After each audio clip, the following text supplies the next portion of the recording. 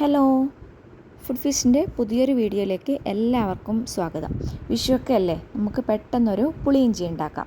ഇഞ്ചമ്പുളി എന്നൊക്കെ പറയില്ലേ, അത്. അപ്പം ഞാൻ എല്ലാ സാധനങ്ങളും അരിഞ്ഞ് പറക്കി വെച്ചിട്ടുണ്ട്. ഒരു അടികട്ടിയുള്ള പാൻ എടുക്കാം, അതിലേക്ക് വെളിച്ചെണ്ണ ഒഴിച്ചു കൊടുക്കാം. എത്രയാണോ ആവശ്യമുള്ളത് അത്രയും ഒഴിച്ചു കൊടുക്കാം. കൂടുതലായി വെളിച്ചെണ്ണയൊന്നും നമുക്ക് ആവശ്യമില്ല ഇതിന്. അപ്പം ഞാനൊരു 3 ടീസ്പൂൺ വെളിച്ചെണ്ണയുടെ അടുത്ത് ഒഴിച്ചിട്ടുണ്ട്. എണ്ണ നന്നായി ചൂടായി വരണേ. എണ്ണ ചൂടായിട്ടില്ല എങ്കിൽ കടുക് പൊട്ടില്ല. അതാവുമ്പോൾ അതിനൊരു കയ്പ്പ് രസമൊക്കെ വരും. നല്ല കുറുകിയ ഗ്രേവിയോട് കൂടിയ ഒരു പുളിയിഞ്ചിയല്ലേ, നമ്മളെ വിഷു സ്പെഷ്യൽ പുളിയിഞ്ചി. എല്ലാവരുടെ നാട്ടിൽ ഇങ്ങനെയാണോ പുളിയിഞ്ചി ഉണ്ടാക്കുക എന്നൊന്നും എനിക്കറിയില്ല. ഞാനിങ്ങനെയാണ്, ഞാൻ വളരെ കുറഞ്ഞ അളവിൽ മാത്രമേ ഉണ്ടാക്കുന്നുള്ളൂ. ഒരു ചെറിയ കഷ്ണം ഇഞ്ചി യൂസ് ചെയ്തിട്ട് പെട്ടെന്ന് തട്ടിക്കൂട്ടുന്ന ഒരു പുളിയിഞ്ചിയുടെ റെസിപ്പിയാണ്. അപ്പോൾ എണ്ണ നന്നായി ചൂടായി. അപ്പോൾ കടുക് ഇട്ട് കൊടുത്തു. ഒരു ചെറിയ സ്പൂൺ കടുകൊക്കെ ഇട്ട് കൊടുത്താൽ മതി. കടുക് നന്നായി പൊട്ടുന്നുണ്ട്. കടുക് നന്നായി പൊട്ടിയതിന് ശേഷം നല്ല കുനുകുന അരിഞ്ഞ പച്ചമുളക്, ഞാൻ 2 ചെറിയ പച്ചമുളകാണ് ചെറുതായി അരിഞ്ഞതും കൂടി ഇട്ട് കൊടുക്കുന്നുണ്ട്. ഒന്ന് പൊട്ടി വരട്ടെ. അതിൽ വെള്ളത്തിൻ്റെ അംശമൊക്കെ ഉണ്ടെങ്കിൽ അതൊക്കെ പൊട്ടി ഒന്ന് സെറ്റാവട്ടെ. ഇനി ചെറിയൊരു കഷ്ണം ഇഞ്ചി ഞാൻ ചെറുതായി കൊത്തി അരിഞ്ഞതാണ്. ഗ്രേറ്റ് ചെയ്തിടുകയാണെങ്കിൽ അങ്ങനെ ആയാലും മതി. അതും കൂടി ഇട്ട് കൊടുക്കാം. നന്നായി ഒന്ന് വഴറ്റിയെടുക്കാം. നല്ല ഫ്രഷ് കറിവേപ്പില ഉണ്ടെങ്കിൽ അതും കൂടി ഈ സമയത്ത് ആഡ് ചെയ്ത് കൊടുക്കാം. എൻ്റെ അടുത്ത് കറിവേപ്പില ഉണ്ടായിരുന്നില്ല, അതുകൊണ്ട് ഞാൻ ആഡ് ചെയ്ത് കൊടുത്തില്ല കേട്ടോ. നന്നായി ഒന്ന് വഴറ്റി കൊടുക്കണേ. ലോ ഫ്ലെയിമിലിട്ട് വഴറ്റി കൊടുത്താൽ മതി. കാരണം ഇഞ്ചിയുടെ അകത്തുള്ള വെള്ളത്തിൻ്റെ ജലാംശമൊക്കെ ഒന്ന് മാറി അതൊന്ന് ചെറുതായി ഒന്ന് കളറ് മാറി വരണം. കണ്ടില്ലേ, ചെറുതായി ഒന്ന് ഗോൾഡൻ കളറ്, ഫുള്ളായി ഗോൾഡൻ കളർ ആവേണ്ടതില്ല. ചെറുതായി ഒന്ന് കളറ് മാറി വന്നാൽ മതി. ഞാനിപ്പോൾ ലോ ഫ്ലെയിമിലാണ് ഇട്ടിരിക്കുന്നത്.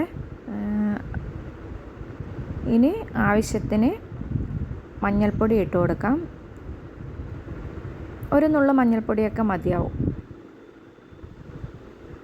ഇനി കുറച്ച് കുരുമുളക് പൊടി ആഡ് ചെയ്യുന്നുണ്ട്. ഇനി കുറച്ച് മുളക് പൊടി, ഇതും കൂടി ഇട്ടതിന് ശേഷം നന്നായി ഒന്ന് വഴറ്റി കൊടുക്കാം.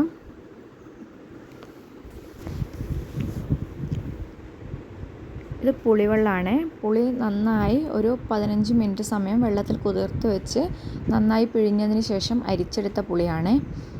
അതും കൂടി ഇതിലേക്ക് ഇട്ട് കൊടുക്കാം.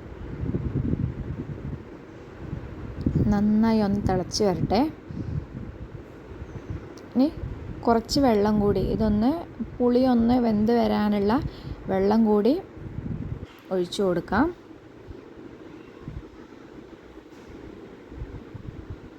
നന്നായി ഒന്ന് തിളച്ച് വരട്ടെ. ഞാനിവിടെ ശർക്കര ഉരുക്കിയിട്ട് അരിച്ച് വെച്ചിട്ടുണ്ട്. ഇനി ആവശ്യത്തിന് ഉപ്പും കൂടി ഇട്ട് കൊടുക്കാം. ശർക്കരയുള്ള അഴുക്കൊക്കെ പോകാനാണ് ഞാൻ നല്ലോണം ഉരുക്കി അരിച്ച് വെച്ചിരിക്കുന്നത്. അതും കൂടി നമുക്കിതിലേക്ക് ഒഴിച്ചു കൊടുക്കേണ്ടതായിട്ടുണ്ട്. ഇനിയിപ്പോൾ ഇത് നന്നായി തിളച്ചൊന്ന് ജസ്റ്റ് ഒന്ന് കുറുകി വരണം. ആ സമയത്താണ് നമ്മൾ ശർക്കരപ്പാനി ഇതിലേക്ക് ആഡ് ചെയ്യുന്നത്. ഞാനൊരു സ്പൂൺ അതിലേക്ക് തന്നെ ഇട്ടത് പെട്ടെന്ന് അടിക്ക് പിടിക്കാതിരിക്കാനാണ്. പുളിയൊക്കെ ഒഴിച്ച് കഴിയുമ്പോൾ പെട്ടെന്ന് അടിക്ക് പിടിക്കാൻ സാധ്യതയുണ്ട്. ഇനി ഞാൻ ശർക്കരപ്പാനിയും കൂടി ഇതിലേക്ക് ഒഴിച്ചു കൊടുത്തു. ഇത് കണ്ടില്ലേ, ശർക്കരപ്പാനി ഒഴിക്കുമ്പോൾ നന്നായി ഒന്ന് പതപതയൊക്കെ വരും. അത് നന്നായി തിളയ്ക്കുന്നതാണ്. ശർക്കരപ്പാനിയുടെ ആ ഒരു കൺസിസ്റ്റൻസി കൊണ്ടാണ് ഇതിങ്ങനെ വരുന്നത്. നന്നായി മിക്സ് ചെയ്ത് കൊടുക്കാം. ഈ സമയത്ത് ഉപ്പ് കുറവാണെങ്കിൽ ആഡ് ചെയ്ത് കൊടുക്കണം. ഇനി നമുക്കൊന്നും ആഡ് ചെയ്യേണ്ട ആവശ്യമില്ല. ഇതൊന്ന് നന്നായി